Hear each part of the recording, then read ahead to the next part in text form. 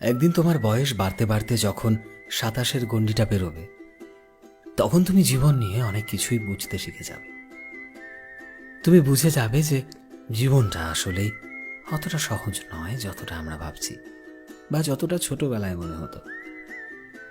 তুমি এটা বুঝতে শিখে যাবে যে টাকা কখনোই গাছে হয় না, যে গাছ জাগালাম আর টাকা পড়ল। টাকা কামাতে হয়, এবং টাকা কামাতে গেলে অনেক কঠিন সংঘর্ষ করতে হয়। পরিবারের লোকজনদের খাবার, ইলেকট্রিক বিল, নিত্যদিনের জিনিসের জন্য অনেক অনেক টাকা লাগে। তার জন্য রোজগার করতে হয়।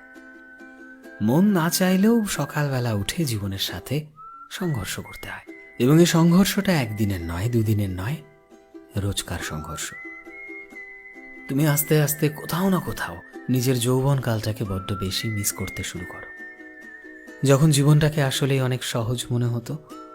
সবসময় মজাতে ফুর্তিতে দিব্যি কেটে যেত সময়গুলো। কিন্তু বয়স বাড়ার সাথে সাথে তুমি দিব্যি বুঝতে শিখে যাবে বাড়িটা শুধুমাত্র রাতে হিসেব করে কয়েক ঘন্টা ঘুমানোর জন্য। কারণ সকালে উঠে আবার তোমায় কাজে যেতে হবে, সকালে উঠে আরও একটা নতুন সংঘর্ষ শুরু করতে হবে।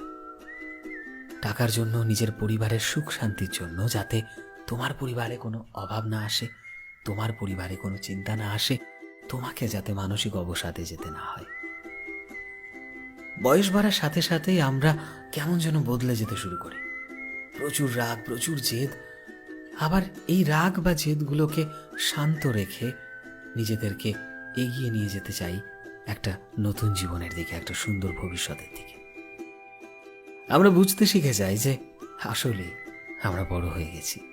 আমাদের মাথার ওপর দায়িত্বের বোঝাটা বাড়তে থাকে, আর সেই দায়িত্বের মাঝে আমরা নিজেদেরকেই ভুলে যেতে শুরু করি।